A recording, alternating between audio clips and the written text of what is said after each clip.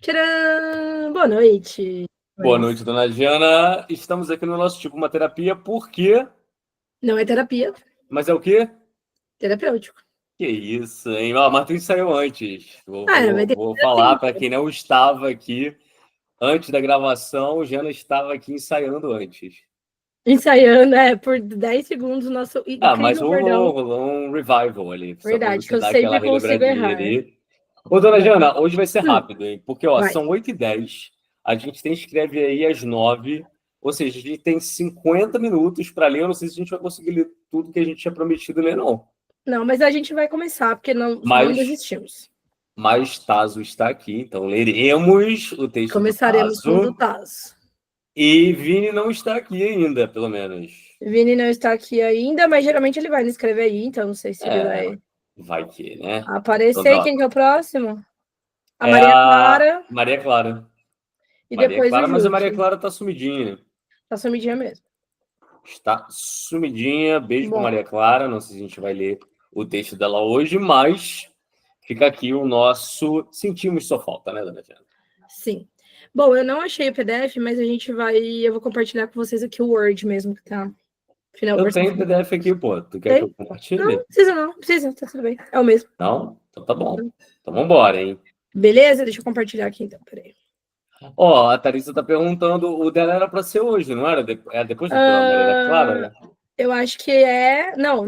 Tem o Maria Clara, depois ainda Não, é tem do o Juque, e depois da Thalissa. A Thalissa provavelmente vai ser semana que vem. Semana que vem estaremos falando sobre. E, Thalissa, a gente falou bastante do que a gente conversou em off lá Verdade, no Vivências. no Vivências, no sábado. Verdade. Mas aí, sábado que vem, a gente dá até uma relembrada e tudo mais, porque rendeu bastante aquele assunto que você trouxe e deu para ajudar todo mundo que estava lá, né, Jana? Sim, foi bem legal. Principalmente Jéssica, Pamela também, que estão aí. Que estão aí também, de certa forma, trabalhando, né, com essa coisa de oferecer serviços por hora e tudo mais. Então, a gente chegou a conversar bastante. Não, mas a gente deve falar mais sobre isso. Vamos embora, dona Jana. Mas eu quero ler hoje sobre o peso das armas. Que isso, Tazo? Que isso? Você que vai ler? Eu que vou ler, então. Ou o Tazo vai ler. Não, eu tô lendo, né? Eu tô confundindo com... Pode ler também, não. Não, mas eu confundi com escreve aí, cada um pode ler seu texto, né? Mas por que o Tazo não pode ler? Tá aí? É porque eu li de todo mundo, né? É que eu li de todo mundo. É que eu li de todo mundo, Ô, Tazo, ela quer te silenciar, você tá vendo, né? Você tá vendo que ela quer te silenciar hoje. Fico de boa no meu papel aqui de Não, tranquilo. Sem contar que eu tenho que procurar o arquivo para ler e tal. Então... É verdade, ó. Viu? Tá valendo. Você tentou criar a Discord, mas não conseguiu. Eu não tentei criar, eu só trouxe Criou. aqui a reflexão. Entendi. Bora lá, então, meus amores. Vamos lá. Vamos. Sobre o peso das armas. Peraí. De Felipe Tasso. Eles marchavam em fila, um atrás do outro, um observando as costas carregadas do outro. Marchavam o nascer do sol, marchavam o dia, marchavam o crepúsculo já havia muitos dias. Marchavam pesados, pois pesavam seus pertences, suas armas, suas barracas. Marchavam lentos, pois o terreno incerto arrastava seus pés. Estavam tão longe de onde vinham quanto para onde rumavam. Naquele dia marchavam, no anterior também, e no seguinte não haveria novidade. Marchavam em caravana, gastando seus músculos, queimando sua pele, esmagando suas juntas. Naquele dia marchavam, no dia anterior também, e no seguinte não haveria novidade. Esparsas conversas decoravam o ritmo sisudo dos pés. A tropa, tanto tempo junta, já não trocava palavras. Trocava olhares e expressões. Pequenos gestos diziam tudo. O grito curto fez o guerreiro desafivelar as alças que o restringiam e sacar a espada mesmo antes de saber para qual lado atacar. O som vinha dali da frente. Em quatro passadas, notou que companheiros e companheiras reagiam igual. As lâminas apontavam na mesma direção. Os olhos buscavam o movimento das folhas das árvores. Ouvidos prontos, a carga largada a um canto. Ali!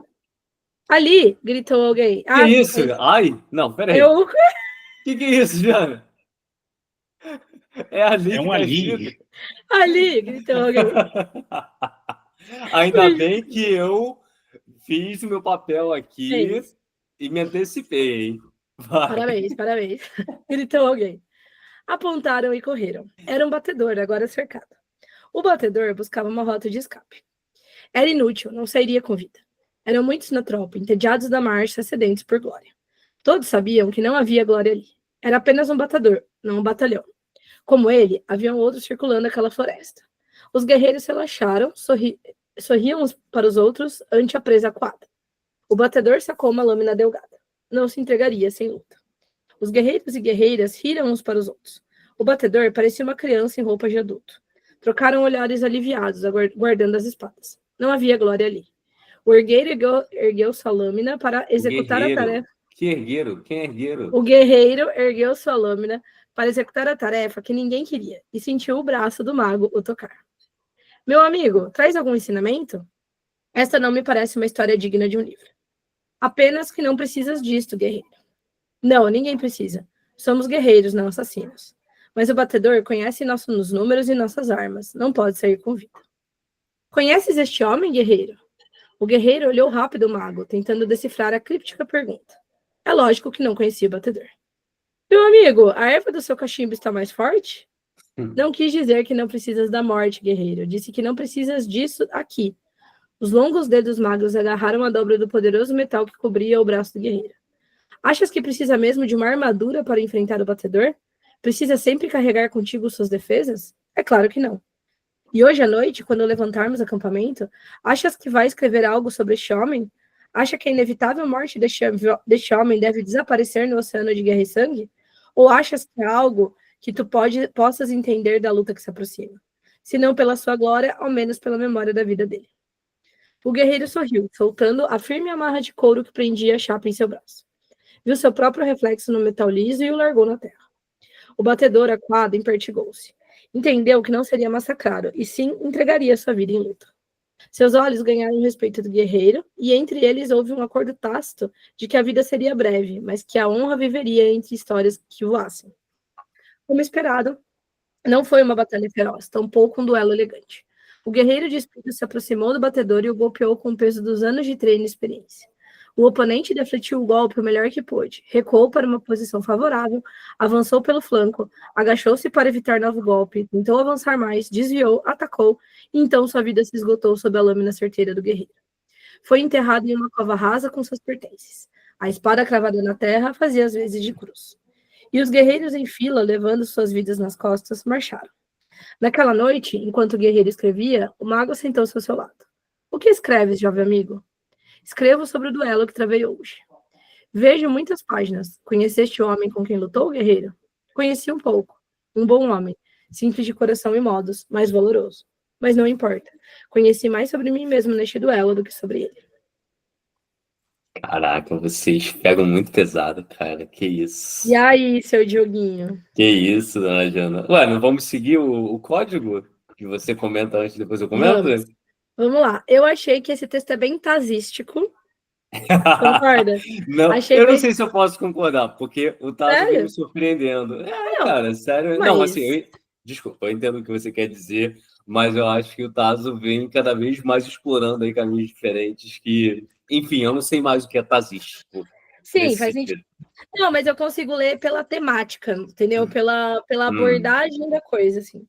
Eu achei que o Tazo fez uma coisa mais metafórica, uma metáfora menos óbvia do que algumas outras histórias, o que eu acho que é tazístico, de certa forma. Okay. E, assim, é quase que um slice of life do guerreiro, concorda? Não é uma grande trama, não tem tem um começo, meio, fim, mas é mais uma cena pensada ali e explorada de uma forma mais filosófica que eu acho que tem muito a ver com o que você gosta de ler, principalmente, Dioguinho. Tipo, uma coisa meio Hesse das ideias, assim, uma coisa mais... Que tem muito, né, no próprio Mago Guerreiro original, assim. Então, gostei, achei uma história, tipo... Não digo triste, ela não é triste, mas é uma história que é meio crua nesse sentido, assim, né? De que, tipo, é isso aí. Você acha que, tipo, uma história higienizada seria assim, não, o guerreiro não passa de o batedor não passa de uma criança, né? Vamos deixar ele embora, somos mocinhos. Mas na própria história explica que, tipo, não é assim que funciona, né? Tipo, ele vai denunciar aí nosso bando e tal. Então, Isso que é uma das coisas que eu achei tasística, que não é uma coisa muito amaciada, assim, entendeu? Entendi. Cara, então, eu gosto, eu vou até explorar de uma outra forma aqui, porque algo que me chamou a atenção no começo foi aquele primeiro parágrafo da marcha e tudo mais, com todo o peso e tal. E o mais bizarro é, depois do desenrolar de toda a trama ali, a gente chega no fim do texto com uma leveza maior, apesar do que aconteceu. Acho que você tá no mudo. Não, tô eu no tô mudo. no mudo, tô só ouvindo. Não, eu tô no mudo também. É porque eu tô me ouvindo no seu microfone, aí eu mutei. Sim. Mas eu acho que é isso, eu concordo plenamente.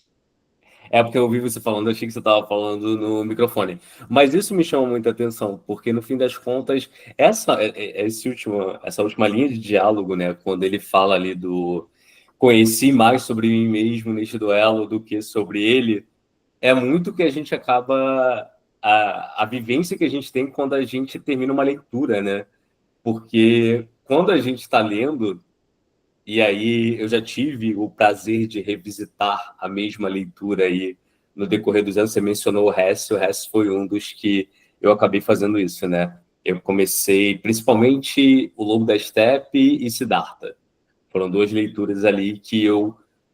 Foram duas obras que eu já li pelo menos 3 vezes cada uma, e eu li em momentos diferentes de vida. E sempre com aquela impressão de que no fim das contas, aquele texto ele nunca bate da mesma forma na mesma pessoa. E aí a gente entra em uma coisa que é muito do Siddhartha também, de que você é o rio, né? Apesar de você passar e tudo mais, você é o rio. Então, aquele encontro que você tem de uma pessoa com o rio, ela só vai acontecer naquele determinado momento ali. E é muito sobre você conhecer mais sobre você quando você está fazendo uma leitura, né? Então, isso me bateu muito dessa forma, nessa pegada de, tá, nem toda leitura, nem todo o combate é sobre o combate em si, é muito sobre a gente, assim. Então, eu gostei bastante do texto. E ele termina com essa leveza que é uma leveza muito estranha de se sentir depois do desenrolar Meio, é o equivalente artístico do... ao agridoce da leveza, vai. Então, mas eu não sinto que é uma questão de ser agridoce, sabe? É uma parada que, Não, assim, é o equivalente agridoce da leveza, entendeu? o equivalente, desculpa, eu não tinha Isso. entendido. Boa noite, Vole. Boa noite, olha.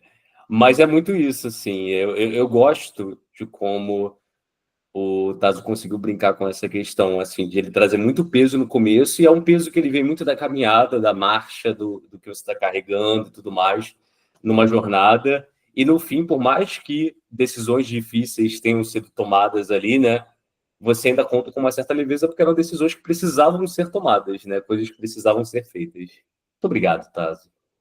Brilhou. Mandou o menino Tazo. Muito bom mesmo. Eu não me aprofundei tanto assim quanto vocês nessa interpretação. Mas isso que é bom. Conheces mais a si mesmo quando tá na batalha, entendeu? Gostou? Na batalha, boa definição. Viu? Exatamente Mas isso. é legal. Isso... Pode falar, mano. Não, eu ia falar que por isso que eu nunca gosto de explicar o que o meu texto tem a dizer, né? Eu gosto sempre de ouvir como o meu texto ressoa em alguém. Então, acho que isso o maior prazer do escritor é esse, assim, é ele deixar na mão do leitor a qualquer interpretação que caiba, assim. O Vitor falou aqui que tem muito da teoria da recepção nisso. Sim, sem dúvida. E eu queria falar que eu tô rindo demais, porque o meu sobrinho está ouvindo minha voz, ele tá aqui. Tchê, tchê, tchê, tchê. Não sei se dá pra ouvir ele. Ele tá gritando. Ele tá sentindo que amanhã você já volta ao Rio, cara. Ai, nem me fala, gente, eu já chorei, tive que despedir Já dele, chorou. chorei, enfim. E ele quer taxa de guis. Já o quê? O Vitor falou, saindo da mão do autor já virou outra coisa. Aí ele falou, quero taxa de gu. Que é um pagamentozinho. Não, mas como eu já me despedi dele, agora a gente tem que fingir demência, né? Que ele tá chamando, mas tem que fingir demência. Ele tá te ouvindo. Ele tá me ouvindo. Eu fui fechar a cortina antes da live, ele me viu ali. Aí eu desci lá pra pegar água. Aí eu falei, tchau, de novo. Já quase chorei de novo. Enfim. Mas eu tenho, só retomando essa questão aí de quando sai da mão do autor e tal, eu tenho tanta preguiça de autor que quer explicar a obra que eu fico tipo, irmão... Por quê, né? Não, só deixa ser. E assim, e ainda tem aquela galera que lê uma review negativa e tal, não sei o quê, e aí ele vai tentar argumentar, vai tentar, de certa forma, trazer ali um contraponto e tal. E não é sobre isso, é sobre como o texto bateu naquela pessoa naquele momento, e né? Temos que deixar, temos que lidar com isso. A Vólia Jovem Mística falou, especialmente para quem tem câncer no mapa. Não, Vólia Jovem Mística. E a Vicky falou que é por isso que ela tem ranço do C.S. Lewis. Do Crônica de Nárnia, né? Meu leão é Jesus, exatamente. Meu leão é Jesus. A Vólia falou que ela não é não tão jovem, mas compensa em mística. Aliás, o nosso misticismo está muito em alta ainda, Nayana. É verdade. Vamos só deixar isso aí. Muita coisa aconteceu de sábado para cá. Muita coisa aconteceu. Envolvendo vocês, tá? Envolvendo vocês. Aliás, quem for fazer o exercício tem que falar com a gente. Acho que todo mundo aqui tirou carta, né? Thalissa pegou depois. Acho que todo mundo tava, né? Todo mundo com cartinha tirada. A Vicky não se segura, ela já tá aqui no chat. E muita coisa vai acontecer, Diogo e Jana. 3 exclamações, vocês nem estão sabendo, não era para falar. O que vocês estão aprontando aí? Era easter egg. Não era para falar. Entendi. Meu Deus, a Vicky tá rindo, uma risada tão maligna no chat que eu tô até com medo. Bom, eu só entrego pro universo, você sabe disso, né? Então, como eu falei, quando vocês me perguntaram, né, no sábado, se eu já sabia que tinha alguma coisa rolando, eu sabia, mas aí vai da gente querer investigar ou não. Eu tô sempre preferindo a surpresa agora, eu tô deixando a vida me surpreender. Gostei. Vambora? Bora, vamos ler o textinho do Vinícius? Vamos ler o do Vini. Vini não está aqui, mas a gente, se ele aparecer hoje, não escreve aí. Quero pedir desculpas porque eu queria fazer uma coisa um pouco repetitiva no começo do texto, para ficar assim, eles marcharam, né? Aí tem o não há glória aqui, ou algo assim, 2 vezes em 2 parágrafos seguidos, ficou horroroso. Mas eu acho... não, tranquilo. Esse é o problema da gente ler em voz alta, porque por mais que a gente revise... É por isso que a gente não relê o que a gente publica. A gente publica e só esquece. Eu nunca ouvi uma narração minha, para você ter noção. Então, exatamente. O texto da Supra-Suma, se publicaram um texto diferente do que eu escrevi, eu nem sei. Só sei que tá lá. Mas eu não fui lá conferir nada, nem a questão da edição e tal. Não sei o que está lá. E nem deveria mesmo. Ó, o chat tá rolando aqui, agora eu não tô conseguindo ver. A Vicky falou que a gente te perdoa, Tazo, mas a sua carta não perdoa você não querendo ela. Mas o Tazo é desses. É que vocês não sabem o que aconteceu no sábado. Verdade. Vocês não sabem. Aconteceu uma coisa parecida no sábado. Mas bora, Jana. Bora. Vini. A Vigília do Guerreiro, por Vinícius Camargo. Vulgo, criador do nosso sticker do Pipi da Palmeirinha. Pipi da Palmeirinha. Do Patrulha do Fantástico. Claro. Vamos lá. Patrulheiro. Sentado no tapete desbotado, o guerreiro contava as horas para alvorecer. As noites de vigília eram sempre as mais longas, pontuadas pela solidão e pelo frio áspero do deserto. Tinha sido tão poucas as vezes em que precisara chamar as tropas em madrugadas de risco, que a própria natureza inquieta de guardar as tendas tinha se perdido nos pergaminhos do passado. A pena pesava em suas mãos, e o guerreiro observou os hematomas nos dós dos dedos. O cansaço da última batalha permanecia, mesmo depois de todas as semanas que haviam se passado. Já fazia tempo que ele considerava pendurar a espada, mas a necessidade sempre falava mais alto do que a vontade. O mago se aproximou carregando nos braços mantos de tecidos coloridos e vistosos, bordados por mãos calejadas, talvez mágicas. Um grupo faminto de mercadores entraria na caravana também, e havia surgido a necessidade de novas tendas. Como o mago sempre conseguia os planos era um mistério, mas o que mais fascinava o guerreiro era sua insistência em fazer aquele trabalho primitivo com materiais tão refinados. Tecia, costurava, entrelaçava e emendava os tecidos nobres com a paciência de uma aranha centenária. Te aproxima, guerreiro. Ele o fez. Não precisa te acanhar, continuou o mago, o olhar na direção das montanhas distantes. O que te incomoda? Nada demais. Então volta a atenção à sua vigília. A noite está longe de acabar. É que... Por que o senhor insiste em trazer esses tecidos refinados para as novas tendas? A cada meia dúzia de noites, precisamos embrulhar tudo e partir. Ninguém mais repara nisso.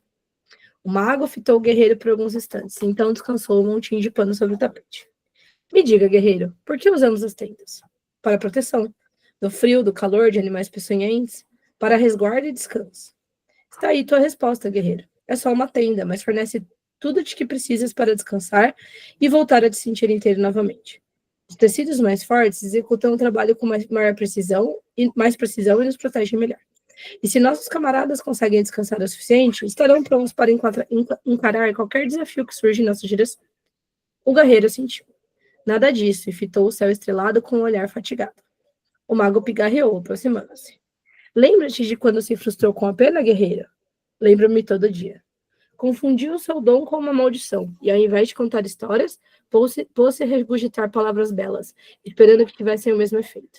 Não é sobre a beleza das palavras, não é sobre a nobreza, e sim sobre a liga que faz tais palavras ressoarem em outros corações com maestria. Não seria essa a natureza de uma história? O guerreiro refletiu. Encarou os nós dos dedos outra vez e respirou fundo. Posso perguntar outra coisa? Pergunta, guerreiro. Ando cansado. Consigo escrever, mas minhas histórias já não trazem a mesma mágica de antes. Não sei se quero escrever sobre as batalhas. Não sei se quero escrever sobre o sangue derramado. E muito menos sobre os meus inimigos. Não quero escrever sobre prometer voltar para a caravana sem saber se isso vai acontecer. Pelo menos, não quero escrever apenas sobre isso. Tu não precisas escrever tais histórias, guerreiro. Então vou escrever sobre o quê? Eu só sei contar essas. O mago fitou o guerreiro por alguns instantes. Então pegou novamente um montinho de tecidos. Se tu não escreveres essas histórias, certamente outros com o dom da pena o farão. Mas tu não é apenas um guerreiro, é também um observador. Percebeste que me empenho com as tendas para tirar o máximo delas, mesmo quando ninguém repara nisso. O guerreiro sentiu-se ruborizar. Perdão, mago. Não precisa pedir perdão. Apenas me fala sobre outras coisas que notaste. Notei que tratados de boa fé muitas vezes acabam sendo mais respeitados do que promessas. Percebi que brincar com chamas nem sempre resulta em queimaduras, mas também em aprendizados. Me atentei com as juras de amor que são interrompidas tanto pelas espadas dos meus inimigos, assim como de nossos companheiros. Pensei nas mães que se despedem de suas crianças sem saber se as verão novamente. Passei a refletir que os pesadelos talvez queiram dizer coisas que eu não enxergo na luz do dia, e que a vitória é apenas uma questão de lados. Pronto. É só isso, jovem guerreiro? Não, tem mais, tem muito mais. Pois então, comece a escrever sobre tudo isso. Eu leria todas essas histórias. E aí, Dioguinho, eu tenho minha visão sobre essa história já. O Vini também não brinca, né? Ele não só não brinca, como ele se apronta dessas lá no Escrever também, né? Você viu, né? Mas assim, o que eu mais gosto dessa história do Vini é que uma que eu achei que o Vini aqui emulou muito bem o seu formato, a sua forma de escrever, porque você vê que ele geralmente é mais cômico, ele escreve coisas mais um pouco mais ousadas, assim, mas você vê que ele conseguiu pegar e falar, não, vou seguir essa premissa, digamos assim, que foi dada, né? E o que eu gosto muito é a mensagem dessa história, assim, acho que a mensagem de que nós que escrevemos temos que ser observadores é uma mensagem forte, assim, não temos que, né, que a gente não quer cagar regra, mas assim, eu acho que é muito mais rico quando você percebe que aquela pessoa que escreveu aquela coisa, ela observou coisas que não são invisíveis aos outros, né, mas é aquela coisa de você mostrar e a pessoa, agora eu consigo ver. Um pouco você, quando a gente vai andar com a paçoca, e você vê os cachorros à distância antes de eu perceber. E aí, assim, eu talvez fosse notar quando a gente estiver chegando mais em cima e tal, mas o Diogo já tá vindo o cachorro ali, né? Que a paçoca ali encrenqueira, ela briga com os cachorros. Então, aí a gente muda de caminho e tal. O dia que o café, o cachorrinho da casa vizinha tava solto no quintal, que eu não vi e tudo mais. Então, acho que isso é legal, assim, né? Tipo, o escritor, ele tem esse papel de apontar esses detalhes e essas coisas que parecem que não são importantes, mas que você pode tirar alguma coisa delas, sabe? Isso é que é bizarro, né? Por que parece que elas não são importantes? Porque, assim, e você sabe que eu não sou uma pessoa muito modesta, né? Acho que não é algo que a gente precisa aqui também, né? Tá falando sobre, né? Mas, se tem uma coisa que eu me orgulho bastante é da minha capacidade de observar e ouvir. E foram duas paradas que realmente mudaram minha vida desde que eu passei a fazer isso ativamente, assim. Eu já tinha meio que uma tendência a ficar mais na minha, ouvir mais do que falar e tal, mas é muito bizarro o quanto você consegue analisar situações, o quanto você consegue trazer soluções, vislumbrar desdobramentos a partir do momento que você começa a se dedicar a essas ações mais passivas, assim, né? Que você tem realmente aquele momento de contemplação, aquele momento de escuta. E uma coisa que me pega muito, né? É aquela galera que está muito preocupada em dizer bastante, né? Aquela galera que tem muito a dizer, porque geralmente essa galera que tem muito a dizer é muito vazia no que diz, né? É uma galera que se repete muito, é uma galera que, querendo ou não, enche o ambiente de ruído, mas não enche o ruído de mensagem, sabe? E fica essa questão muito, que para mim é meio irritante, sabe? Da pessoa amar muito a própria voz, da pessoa querer muito se ouvir, sabe? Da pessoa não respeitar os momentos de silêncio, assim, sabe? Aquela galera que tá falando, mas não consegue pausar, tipo, alguns segundinhos, dá um tempinho para respirar, dá um tempinho para olhar na cara da outra pessoa e tal. Então eu vejo muito valor em quem, ainda mais na escrita, né? Em quem você percebe que dentro da narrativa, de certa forma, contempla esses momentos.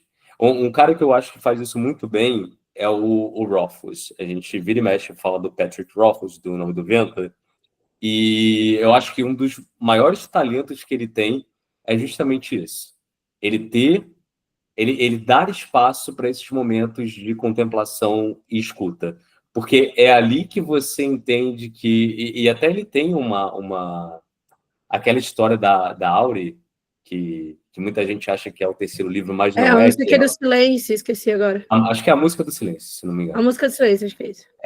Acho que a tradução foi essa, não lembro se exatamente foi isso, mas é isso. E ele começa com o silêncio em 3 partes. Cara, eu acho isso sensacional. Eu não vejo muita gente falando sobre isso. Muita gente elogia a escrita do Rothfuss, a prosa dele e tudo mais, mas, na minha opinião, o maior talento dele é explorar essas questões. Questões de escuta e de observação. Porque é ali que ele conta a história. É ali que muito da história se desenvolve e é ali que você consegue ler o que está nas entrelinhas. E isso é meio difícil, assim, você ver isso na escrita, porque, geralmente, né, a galera que está escrevendo está muito preocupada em contar algo. O que eu quero contar? O que eu quero dizer com isso aqui? Mas não se permite um momento de contemplação, assim, um momento no qual você está se deixando levar pela narrativa a ponto de você abrir mão da trama e só realmente focar em ouvir o que aquela trama tem a te dizer. E aí isso diz muito sobre ambientação, isso diz muito sobre construção de mundo. Por isso que eu acho que assim, é um talento do caralho. Assim. Quando eu vejo o Rothfuss fazendo isso, às vezes ele faz demais, às vezes me irrita, muito mesmo. Tem no livro... Que não te irrita. Aí é foda, né? Porque tudo me irrita. Mas realmente isso me irrita bastante. Tanto é que no livro 2 tem aquele momento lá que o... Eu não sei falar o nome da personagem principal. É Coach, que Volt.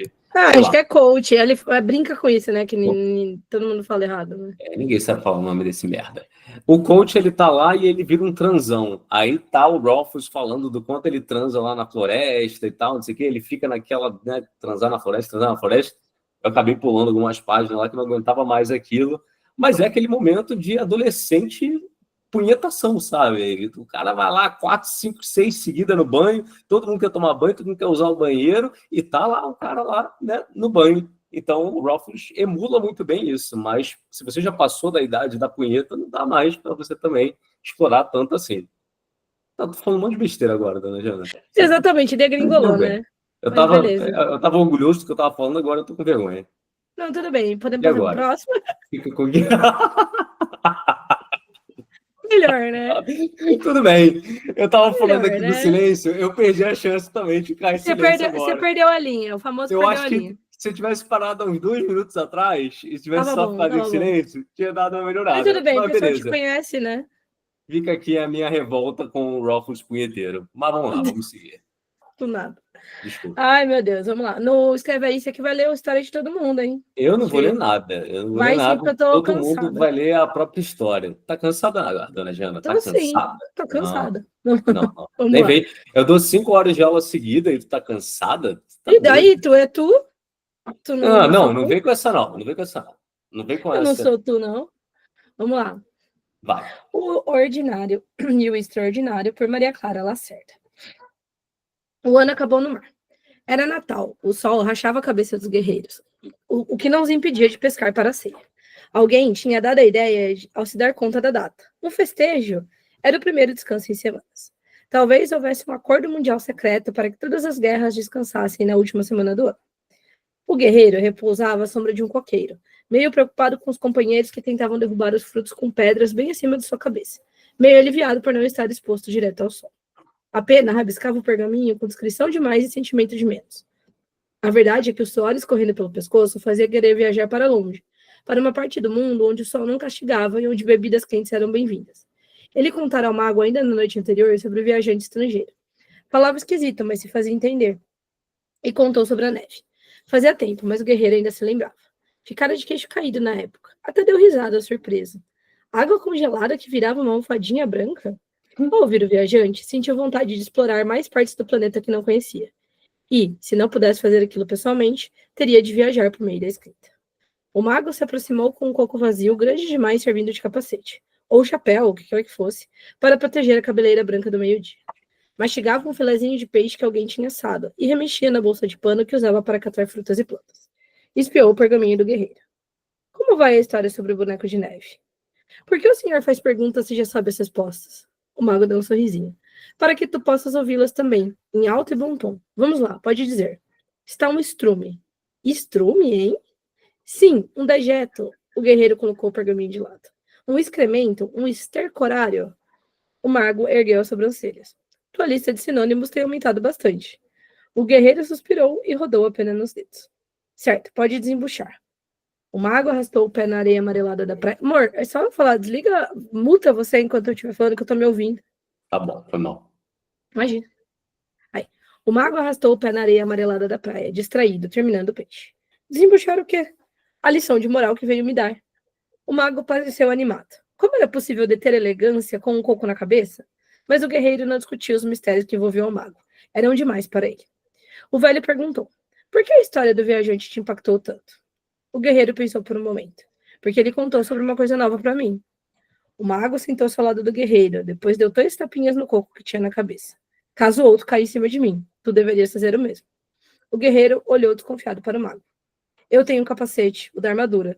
Não devias ter tirado. A batalha acabou há 3 dias. E é só lança que mata? Não era, mas morrer de queda de coco era ridículo demais. O guerreiro se recusava sequer a imaginar o cenário. Continuou, então, o assunto anterior. O viajante contou sobre uma coisa nova, mas contou como se fosse profissional no assunto. Toda pergunta que fazíamos sobre o frio e a neve, ele sabia responder no ato, sem nem pensar, e dava detalhes impressionantes. O mago ergueu o indicador. E como é que tu vai ser profissional em um assunto que nunca experienciou antes? O extraordinário que tanto te contou na história do viajante existe em qualquer lugar, quando se olha com atenção. Tu és especialista em quê? O guerreiro olhou para o pergaminho, que, abraçado por um pouco de areia, não voava com o vento. A história sobre o boneco de neve não tinha detalhes sensoriais. O guerreiro não sabia quanto tempo uma escultura de neve demorava para derreter, ou quanto tempo uma pessoa podia andar descalço no gelo sem se queimar. Ele olhou para o mago, depois admitiu. Essa terra é sem graça. Não dá para contar uma história interessante sobre um território pobre, sempre quente, sem nada novo. O mago tirou da bolsa de pano um punhado de guaraná. As frutas, parecidas com olhos humanos, remexeram as cascas e piscaram para o guerreiro, que pulou para trás e deu encontrão no troco do coqueiro. O mago riu. Bom, não vale, reclamou o guerreiro. O senhor é mágico. Eu não sei fazer frutas piscarem. O mago apontou para a pena na mão do guerreiro. Como não? Você está segurando a varinha de condão. Afeito às saídas de cena impactantes, o mago se levantou e, com seu capacete de coco verde, andou na direção da fogueira. Talvez para ajudar, talvez para comer mais uma isca de peixe. O guerreiro olhou para a história do boneco de neve sendo enterrada pela areia da praia quente, e então imaginou um siri com olhos de guaraná agarrando o rascunho e levando-o para o mar. O guerreiro saberia descrever aquilo. A temperatura da areia sob os pés da criança que tentaria resgatar a história, a força das ondas e a quantidade de sal que o pequeno protagonista engoliria ao entrar no mar. e se já seria noite ou se ainda seria dia no horário em que voltasse de sua aventura. Ele saberia o gosto do vento, o cheiro da água e até o peso do coco que, por pouco, não atingiria a personagem no último parágrafo. O guerreiro rodou a variante com dor nos dedos e pôs-se a escrever sobre um boneco de areia e guaranás que enxergava. Olha ela, hein? Mandou. Olha ela, hein? A Maria Clara fez o... Ah, não, achei que estava falando de outra coisa. No chat. A Maria Clara fez o que a gente sempre fala nos exercícios, que é falar... Primeiro trouxe um toque de brasilidade na história. Sim, com certeza. E eu acho que a coisa acho que mais interessante assim, sobre essa história da Maria Clara, para mim, é a abordagem de um... Talvez seja um dos ditados ultimamente assim mais conhecidos, é a pessoa que estuda escrita, que é o famoso escreva sobre o que você conhece, né? Tipo, conte histórias sobre o que você conhece, né? E isso é muito mal interpretado, no meu ponto de vista. As pessoas entendem isso muito, levam isso muito ferro a fogo, do tipo, eu só vou escrever um personagem engenheiro se eu for engenheiro também, sei lá, alguma coisa assim. Mas eu acho que quando é entendido de forma correta, eu acho que tem muito valor, assim, esse ensinamento, sabe? De você explorar coisas que você vivencia, que realmente não tem como descrever, e tentar descrever isso para uma audiência que você vai impressionar os dois lados, tanto pessoas que viveram aquilo já e vão ler aquilo e falar, caramba, isso é muito verossímil, é muito assim mesmo, ou o inverso, pessoas que não conhecem aquilo e vão passar a conhecer de uma forma muito intensa, assim, interessante, né? Cara, eu vou pegar um trecho aqui do texto da Maria Clara, que é uma parte do diálogo que ele fala assim: e como é que tu vais ser profissional em um assunto que nunca experienciou antes? E, na minha concepção, pelo menos, nenhum escritor é profissional em nada. Tipo, acho que a grande sacada de qualquer escritor é você amar. Porque aí você vai ser um amador. E se você é um amador sobre o que você está escrevendo, irmão, já era. Você vai Eu vi escrever essa sobre vinda. tudo e Eu vi essa você viu, vinda. né? Você viu, né? Porque a questão é a seguinte, dona Jana, eu vou te explicar o porquê disso aí. Anota isso aí, por favor. O pessoal Porque falando aqui, amador, ama a dor. eu vou mandar. Primeiro eu quero mandar um beijo pro Emicida, Amarelo. Eu quero mandar um beijo também pro Teatro Mágico, né? Que somos desses. Mas estamos nesse caminho. Por quê? Porque se você escreve sobre algo que você realmente quer escrever, sabe? Você tem amor naquela porra ali. Isso não precisa ser coerente com a realidade. Ainda mais você que é escritor de fantasia, né? Ainda mais você que se propõe a ter um olhar fantástico sobre as coisas, sabe? Mas, mesmo não entrando aqui no campo da fantasia e tudo mais, você tem que fazer o seu leitor se apaixonar pela sua história. Eu acho que a melhor maneira de você fazer alguém se apaixonar por algo que você está falando é você realmente nutrir amor por aquilo. E aí, quando a gente tem um texto muito profissional, que a pessoa foi lá, não, para poder escrever sobre o que é comer uma comida estragada, eu preciso deixar a comida estragar e ir lá e comer. Irmão, espero que você não escreva sobre ninguém comendo merda, porque assim, se bem que o meu primo já comeu merda, Jana, não sei se tu sabe disso. O Alan, tô te expondo aqui. Mas ele, quando criança, ele abria a fralda e ele Amor, você tá se degringolando de alimentava. novo, Não, volta. tô nem aí, tô nem aí. Volta, volta. Isso daqui é momento. Olha só, o presente não foi pra mim.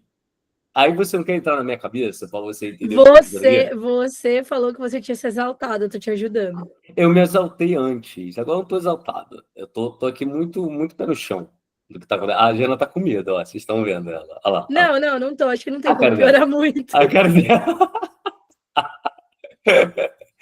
Mas a questão é a seguinte: por mais que você vá lá e você não, vou comer isso aqui para poder descrever de forma fidedigna e tudo mais e tal, se você não tem amor por aquilo, se você não foi lá e realmente se deliciou com o que você estava comendo, você não vai apaixonar ninguém, entendeu? Ninguém vai se apaixonar por aquilo. Ou então odiou aquilo e você vai descrever com tanto... Eu acho que é o famoso tesão. é ter a tesão de fazer aquela coisa. E não necessariamente uma coisa que você gosta ou que é feliz, enfim, você pode sofrer bem sofrido e aquele sofrimento vai ser transmitido de uma forma diferente para o papel. Tipo isso. Exato, exatamente. E aí... Até porque amor e ódio estão ali, né, Jana? E, por exemplo, eu não sou um escritor amador, eu sou um escritor odiador. Você é uma pessoa odiadora no geral. Não, eu já falei isso, acho que outras vezes aqui, não sei se ficou gravado, mas eu sou uma pessoa movida pelo ódio. Se você me deixa com raiva, eu faço as coisas com muito mais afinco. Isso. Então, assim, o que acontece, o que me faz levar o dia é eu acordar e estar puto com alguma coisa. Alguma coisa tem que ser resolvida. Hoje eu vou escolher algo que eu vou ficar, algo que vai me deixar bolada. Aí eu vou lá, eu vou passar algum momento remoendo aquilo ali, depois eu vou levantar meu rabo da cama e eu vou tentar fazer alguma coisa para melhorar aquilo. É bom, é que às vezes o Diogo tem uns dias específicos que ele tá mais virado no Jiraiya. Aí qualquer coisa, vai tomar no cu, não sei o quê. Mas enfim, o que eu queria falar é que... eu queria falar alguma coisa, agora eu esqueci. Mas era alguma coisa... não, lembrei. Que é que a gente, né, você falou de a gente ser escritor de fantasia e tudo mais. Eu acho que a gente tem meio que quase que um trunfo, né? Que é a gente poder extrapolar. A gente por natureza, para escrever especulativa, né? Seja ela fantasia, ficção científica, horror, enfim, a gente precisa saber extrapolar, porque a gente precisa ou extrapolar um futuro que ainda não existe, ou extrapolar uma realidade que não existe, ou enfim.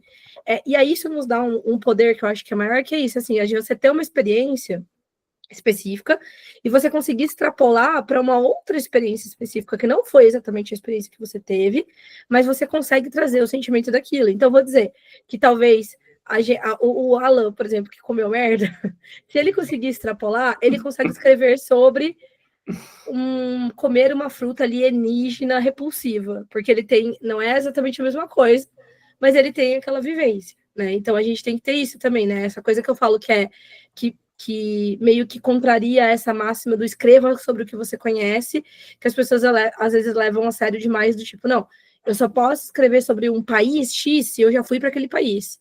Sendo que, assim, você não precisa ter ido para aquele país, mas se você quer escrever sobre, sei lá, uma velhinha cozinheira do interior da China, claro que você ter ido para o interior da China vai ajudar, em termos de detalhes culturais, mas a experiência talvez seja equivalente a de você já ter comido no restaurante de uma velhinha mineira no interior de Minas, entendeu? Tipo assim, claro que não é a mesma coisa, é outra cultura, mas você tem meio que quase que aquela... Ou se você já se relacionou com uma velhinha, e aí você tem, querendo ou não, ali uma outra vivência, um outro ponto de vista.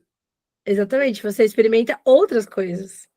Exatamente, perfeito, muito diferente. É isso. Então, existem maneiras e maneiras de você... Entendi. Olha lá, a Thalícia saiu da reunião, parabéns. Ela saiu mesmo? A Thalícia saiu. Do Neida. Mas ela falou no chat aqui, ela vai ter que sair para aula. É claro que ela vai ter que sair para aula. Depois disso, até eu tenho a Vicky assim, ok. Meu Deus, hoje você tá muito degringolado. O que aconteceu? O que aconteceu? Né? Quero ler esse hot. Vicky falou que ela quer ler esse hot. Amanhã eu tô voltando ao Rio, né? Então, assim... E o Arthur falou, daqui a pouco voltamos aos cavalos. Eu estou aqui recalibrando, sim. Recalibrando, né? Eu estou recalibrando a minha vivência, entendeu? Para que eu possa me adequar ao pH do Rio de Janeiro. Faz sentido, faz sentido. É só isso. É só isso que está acontecendo. Então, sim, talvez eu tenha me excedido hoje em alguns momentos, mas quem nunca? Cavalos que não são cavalos porque é montaria vegana. Exatamente. Aliás, tivemos uma discussão vegana iniciada pelo Tazo, né? O Tazo despertou uma discussão vegana.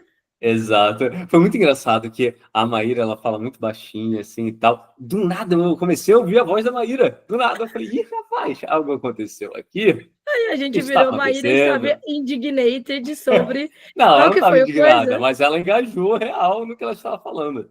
Sobre mel, que o Tazo falou assim... Paixão sobre mel. Eu não respeito veganos que não comem mel dela. Eu não como mel, que ela é vegana. Aí começou...